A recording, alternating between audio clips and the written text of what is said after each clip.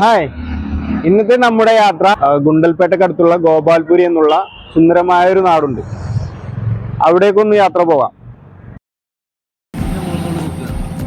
രാവിലെ തന്നെ എൻ്റെ ഫ്രണ്ടും ഞാനും കൂടി ബൈക്കിൽ പുറപ്പെട്ടതാണ്. നാടുകാണി ചുരത്തിലെത്തിയപ്പോഴേക്കും തന്നെ നല്ല കോടമഞ്ഞുണ്ടായിരുന്നു. ഏകദേശം 2 കിലോമീറ്റർ 3 കിലോമീറ്റർ വരെ കോടയുള്ളതായിട്ട് കണ്ടു. രാവിലെ തന്നെ പുറപ്പെട്ടതിന്റെ ഉദ്ദേശം നാടുകാണി ചുരത്തിൽ കോട കാണുക എന്നുള്ളത് തന്നെയായിരുന്നു. നാടുകാണി അങ്ങാടി എത്തിയപ്പോഴേക്കും ക്ലൈമറ്റ് ഒക്കെ ഏകദേശം ക്ലിയർ ആയിരുന്നു. ഞങ്ങൾ പിന്നെ നേരെ കയറിയത് ഹട്ടിയിലേക്കാണ്. ഹട്ടിയിൽ പ്രവേശനം ഇല്ല എന്നൊക്കെ ഇൻസ്റ്റഗ്രാമിലും യൂട്യൂബിലും ഒക്കെ കുറെ വീഡിയോസ് കണ്ടിരുന്നു. പക്ഷെ ഹട്ടിയിലെ പ്രധാന ആകർഷണമായ ആ കുന്നിലേക്ക് മാത്രമാണ് പ്രവേശനം നിശ്ചയിച്ചിട്ടുള്ളത്.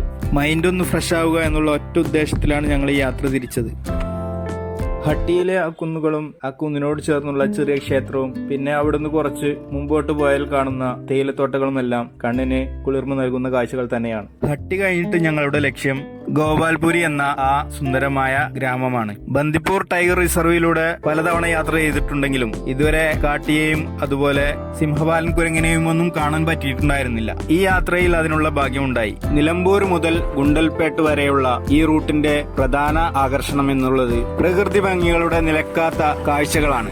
ഗുണ്ടൽപേട്ട് എത്തിയപ്പോഴേക്കും ഏകദേശം 1:30 മണിയായിരുന്നു. ഞങ്ങൾ ഫുഡൊക്കെ കഴിച്ച് വീണ്ടും യാത്ര തുടർന്നു. അതിനിടക്കാണ് ഇങ്ങനെ ഒരു സ്ഥലം കണ്ടത്. പപ്പായ വിൽക്കുന്ന 2 കടകളുണ്ടായിരുന്നു. ഒരു കടയിൽ 30ഉം മറ്റൊരു കടയിൽ 40ഉമായിരുന്നു കിലോക്ക് വില.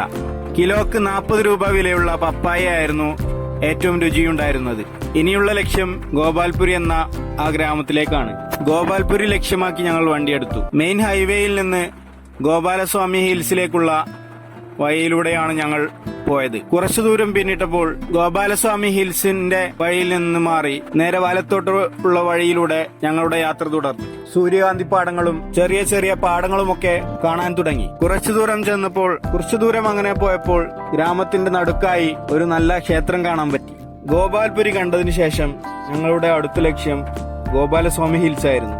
ഏകദേശം 3:30 മണി കഴിയുമ്പോഴാണ് ഞങ്ങൾ ഗോപാൽപുരിയിൽ നിന്ന് ഗോപാലസ്വാമി ഹിൽസിലേക്ക് പോകാൻ തീരുമാനമെടുക്കുന്നത്. ഞങ്ങൾ റൂട്ട് നോക്കിയപ്പോൾ ഞങ്ങൾ റൂട്ടിട്ട് യാത്ര ചെയ്യാൻ തുടങ്ങി. യാത്ര ചെയ്തപ്പോഴാണ് ഒരു കാര്യം മനസ്സിലായത്.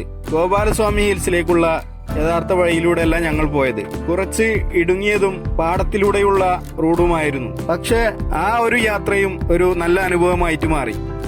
പിന്നെ ബൈക്കെടുത്ത് ഗോപാലസ്വാമി ഹിൽസിൽ ലക്ഷ്യമാക്കി ഞങ്ങൾ വീണ്ടും റൂട്ടിട്ട് യാത്ര തുടർന്നു. ഗോപാലസ്വാമി ഹിൽസിന്റെ ടിക്കറ്റ് പോയിന്റിലെത്തിയപ്പോഴാണ് 4 മണി വരെയുള്ളൂ അവിടെ ടിക്കറ്റ് എന്നുള്ളത്. പിന്നെ വണ്ടി തിരിക്കുകയല്ലാണ്ട് വേറെ നിർവാഹം ഉണ്ടായില്ല. നേരം ഇരുട്ടുന്നതിന് മുമ്പായിട്ട് ബന്ദിപ്പൂർ കാട് കടക്കണമെന്നുള്ള ഉദ്ദേശത്തോടു കൂടി ഞങ്ങൾ അവിടുന്ന് പെട്ടെന്ന് യാത്ര തിരിച്ചു.